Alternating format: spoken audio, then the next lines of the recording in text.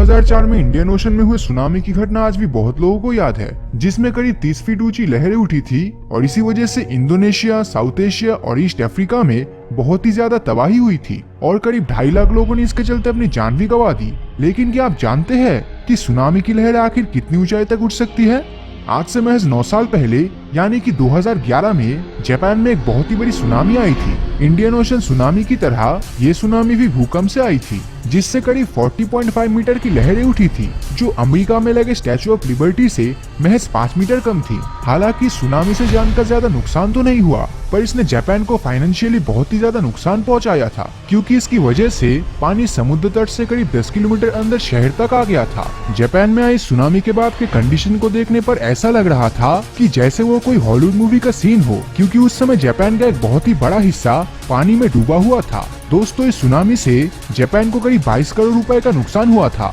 जो कि south Africa के जीडीपी से भी ज्यादा था। खैर, इस तरह की सुनामी तो दुनिया में अक्सर आती रहती है, पर इससे अलग तरह की भी एक सुनामी होती है, जिसे हम सब मेगा सुनामी कहते हैं, जो इन रेगुलर सुनामी से भी ज्यादा खतरनाक है। आप सोच रहे होंगे कि सुनामी और मेगा सुनामी में डिफरेंसेस क्या है? वेल, अगर एक तरफ देखा जाए तो रेगुलर सुनामी समुद्र के अंदर आए भूकंप की वजह से आती है, जबकि वही दूसरी तरफ मेगा सुनामी तब आती है जब पानी के अंदर बहुत ही ज्यादा फोर्स के साथ कोई बड़ी सी चीज गिरती है, जिस वजह से बहुत ही बड़ी लहर बनती है। अगर मेगा सुनामी की बात की जाए तो ये आज से करीब 57 साल पहले यानी कि 1963 में इटली में देखने को मिली थी। आप सभी को जानकर आश्चर्य होगा कि वेनिस से करीब 100 किलोमीटर की दूरी पर इटालियन गवर्नमेंट के द्वारा एक बहुत ही बड़ा डैम बनाया जा रहा था, जो कि उस समय का सबसे ऊंचा डैम था। इस डैम या बांध के निर्माण में सबसे बड़ी गलती ये थी कि इसके वाटर रिजर्वायर को एक ऐसे पहाड़ के नीचे बनाया गया जो बहुत ही ज्यादा कमजोर था और जिसमें से अक्सर चट्टाने खिसकता रहता था।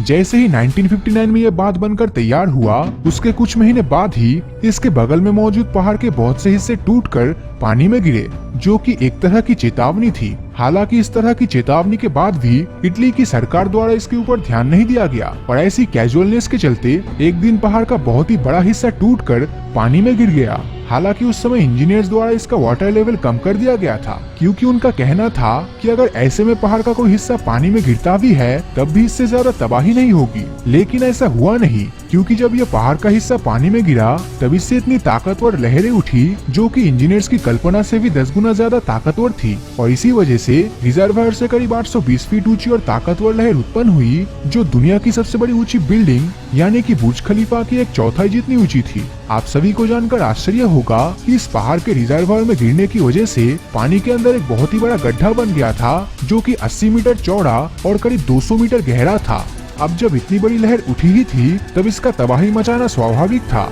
और हुआ भी वही, क्योंकि इस मेगा सुनामी से उत्पन्न हुई लहर पहाड़ी से नीचे बनी विलेजेस तक पहुंच गई, जिस वजह से महज एक रात में ही करीब 2000 लोगों ने अपनी जान गंवा दी। लेकिन अगर आपको अभी भी यही लगता है कि ये आज तक की सबसे बड़ी मेगा सुनामी है, तो शायद आप गलत सोच रहे हो, क्योंकि 1958 में अलास्का के पास मौजूद लिटुआ बे में एक ऐसी मेगा सुनामी आई थी जो अब तक की सबसे बड़ी विनाशकारी सुनामी थी। और इस मेगा सुनामी के आने का मुख्य कारण था भूकंप, और इसी भूकंप के चलते वहाँ का जमीन खिसक गया था, जिस वजह से यहाँ मौजूद पहाड़ के बहुत से हिस्से पानी में गिर गए और करीब 1722 फीट की लहर उत्पन्न हुई, जो कि बुर्ज खलीफा बिल्डिंग से 1000 फीट कम थी। इस खतरनाक लहर की वजह से वहाँ बहुत ही ज्यादा नुकसान हुआ था और करोड़ों पेड़ नष्ट हो गए थे। हालांकि ये कई प्राचीन सुनामी से कम खतरनाक था, लेकिन हम इंसानों के सामने आई ये सबसे बड़ी सुनामी ही थी, क्योंकि अगर प्राचीन समय की सुनामी की बात करें तो आज से करीब 1.5 करोड़ साल पहले हवाई के मोलोकाई आइलैंड पर मिले एविडेंस बताते हैं कि यहाँ मौजूद समुद्र के अंदर एक वोल्केनो का आधा हिस्सा गिर गया था,